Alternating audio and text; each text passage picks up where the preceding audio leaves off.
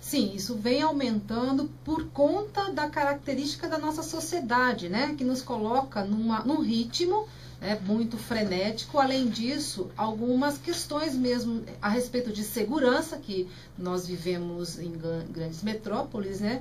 E isso é uma questão que nos aflige todos os dias. E aí temos que aprender a conviver com essas circunstâncias para que a gente tenha o mínimo de qualidade de vida e evite os desconfortos muito causados por essas aflições. Porque o medo, a ansiedade, né, elas são emoções, são sentimentos, né, que a gente tem, que vêm a provocar sintomas. A gente tem aceleração cardíaca, nós temos aí noites mal dormidas, nós temos estado de alerta constante, o que leva aí a algumas substâncias como adrenalina na corrente sanguínea o tempo todo. Isso pode virar somatizações, né? Até chegar ao pânico, que é aquela situação de descontrole que leva muitas vezes as pessoas ao hospital para fazer avaliações, né, do que está acontecendo comigo. Será que eu estou morrendo? É uma emoção primária, né? O medo, ela é uma sinalização do corpo de que algo está acontecendo e que a gente pode estar correndo algum risco real, né? Então, quando a gente vai atravessar uma grande avenida, como aqui na Avenida Paulista, né? Isso é um sinal muito produtivo, porque eu vou ter mais cuidado ao atravessar, mas podem ser também sinais irreais, né, de pegar um elevador, né, nós estamos no 17º andar, imagina se eu tivesse medo de elevador, eu estaria aqui hoje, né, com uma provocação e uma limitação. Muitas vezes até as pessoas não aceitam determinados convites, porque medo de elevador, medo de avião, e restringe a vida em relação a essas questões. Esse é um medo imaginário.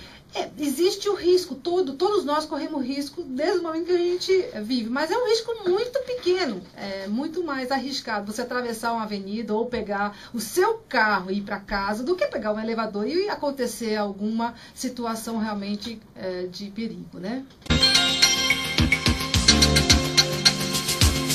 A ansiedade é um estado que nos deixa... O medo, a ansiedade e o pânico estão na mesma categoria, né? Nós estamos falando até de situações... O medo, ele é uma emoção primária. A ansiedade, ela já coloca a gente num estado de alerta que faz com que a gente tenha, por exemplo, uma perspectiva de futuro. Será que eu vou perder o meu bom emprego? Será que eu vou conseguir alcançar os meus objetivos esse ano? É uma forma de pensar. Então é importantíssimo as pessoas perceberem que os medos estão na nossa forma de interpretar o que está acontecendo.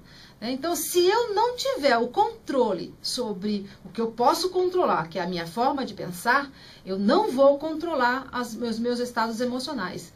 E aí eu começo a projetar numa perspectiva negativa, né? Será que não vou? Será que não vai dar? Porque a ansiedade também pode ser muito produtiva. E se eu conseguir um grande emprego?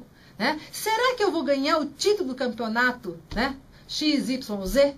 Quer dizer, é uma forma de a gente criar... Inclusive, tem um livro chamado Inteligência Social, que num dos capítulos é dedicado exclusivamente a uma teoria que chama teoria do U invertido. O U invertido é a letra U, né? A falta total de autoestima é tão prejudicial como o excesso de autoestima. Então, existe aqui uma regulagem que nós temos que aprender a fazer. Então, por exemplo, a pessoa que vai para um campo de futebol sem ansiedade nenhuma, ela vai entrar apática. E é tão prejudicial quanto. Então, a vida de alguém sem um certo grau de ansiedade não cria aquelas substâncias que nos colocam em estado de alerta necessários para que a gente possa ter motivação, entusiasmo e alegria por fazer aquilo que a gente gosta.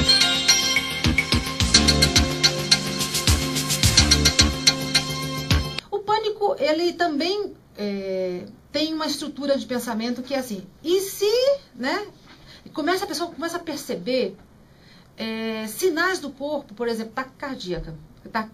Por exemplo, uma pessoa que sobe a escada, olha aqui, ó, tô com o coração batendo mais forte. Aí ela interpreta isso, será que eu tô com algum problema de coração? E começa a prestar atenção nisso. Aí ela começa a, com essa preocupação, gerar mais tensão. E aí vai alimentando o que a gente chama daquele ciclo, né, vicioso, até pensar, e se eu morrer? Será que eu vou morrer? Porque o pânico, diferente da ansiedade, ele leva para uma percepção de que alguns sinais do corpo estão me indicando, quer dizer, eu estou interpretando isso, de que eu estou passando mal e que eu vou morrer. Por isso que as pessoas nesses estados, elas sofrem muito, porque elas acabam tendo sintomas emocionais, sintomas físicos advindos desse momento emocional, que muitas vezes, a maior parte das vezes, leva as pessoas para o hospital. Eu já peguei, por exemplo, executivos de alto escalão que foram para um nível de batimento cardíaco 200 em repouso, fez todos os exames e ele não foi detectado nada físico, e era psicológico. Essa forma de pensar que leva a uma interpretação distorcida, errônea, e que acaba levando as pessoas para esse estado descontrolado em relação à emoção do medo. E o pânico provoca desde o cidadão se trancar em casa até o suicídio, né? O pânico, o suicida, ele está mais ligado à depressão. Quando ele tem uma interpretação de que a melhor opção que ele tem de vida é a morte, né? Então ele não tem mais opções, ele não vê mais saída na vida. Ele tem as perdas, né? E interpreta de que a melhor opção que eu tenho hoje é morrer. Mas é dele isso. Não é que não exista mais saída. Claro que existe, claro. Ele, neste momento de não olhar para a saída, porque ele fica rodando em cima do que não deu certo, das perdas que ele teve, e aí ele não olha para as possibilidades das alternativas que ele tem. Então é muito importante para quem trabalha, ou para quem tem alguém que com ideação suicida, né, que eu não me suicidaria. Essa frase é emblemática. Uma pessoa que diz isso, ela já pensou em se suicidar. Então, ela precisa de uma atenção. Tanto é que nós, psicólogos, temos um protocolo diferente para atuar com pessoas com essa ideação ou que pensou em se suicidar, porque merece todo um outro tipo de abordagem. É verdade que a grande maioria das pessoas já pensou um dia em suicídio? Não tem essa... Não é a maioria que pensou. Deixa eu até dizer para você o seguinte, isso não tem uma pesquisa que nos informe, mas os nossos pensamentos, eles são flutuantes. Nós temos aí, ainda em estudos, esse dado, mas aproximadamente 14 mil pensamentos flutuantes. Ou seja, vem um pensamento, né? Por exemplo, você assiste alguém se suicidar, você pode ter naquela hora, será que eu me suicidaria? Mas é um pensamento flutuante, isso não tem uma crença. Esse número que você deu, 14 mil pensamentos o quê? Por dia? Isso? Por dia, flutuantes. Vêm e vão embora. 14 mil. Isso ainda não é um estudo fechado. Nós tivemos essa informação agora no Congresso Nacional Brasileiro de Psicologia Cognitiva. E isso ainda está em estudo. Mas a gente vai chegar nesse número aproximado, 14, 16 mil, dos quais parte são negativos. Parte passa, mas não necessariamente é um pensamento que é uma crença, né? Porque eu posso pensar assim, eu estou hoje chateada.